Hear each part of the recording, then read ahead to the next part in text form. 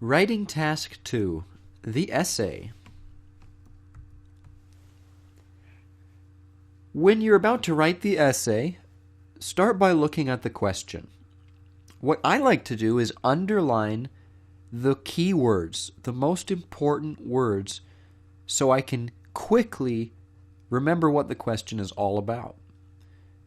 In this example, it says, some people choose to do part-time work, so they have more time to do other things.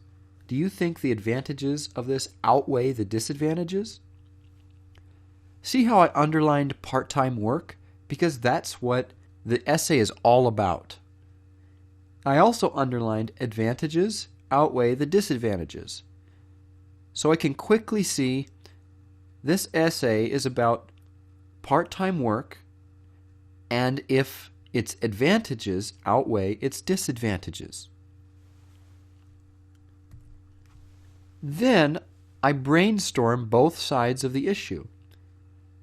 So I will have two rows, one says advantages, the other disadvantages.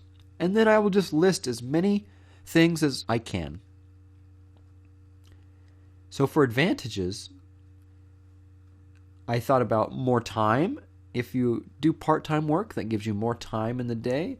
You can develop more friendships, maintain friendships. You can learn more skills, possibly. Disadvantages are you make less money because you aren't working as much. Your retirement is not as good because you didn't make as much money. And maybe you cannot travel because you can't afford the plane tickets. So you can't travel. So those are disadvantages. When you brainstorm these two lists, it makes it much easier to write your essay. The first part of your essay is the introduction. In the introduction, you'll just give general statements about the topic.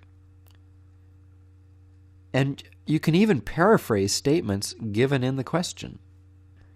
So you can talk about part-time work and full-time work, make some general statements about work, and that would be in your introduction. It's very easy to write. You'll see examples of this later. Part 2 is the body. This is the longest part of your essay. It should be at least 2 paragraphs, maybe more. And these are discussing both viewpoints. Each paragraph has a topic sentence and supporting evidence. So in our example, one paragraph discussing the advantages of part-time work might discuss how you have more time.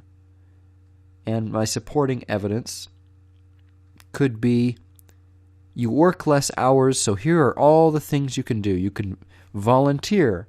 You can spend time with your children. It's important that you support every paragraph with specific ideas or examples.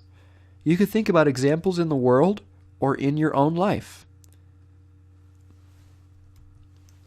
And part 3 is the conclusion.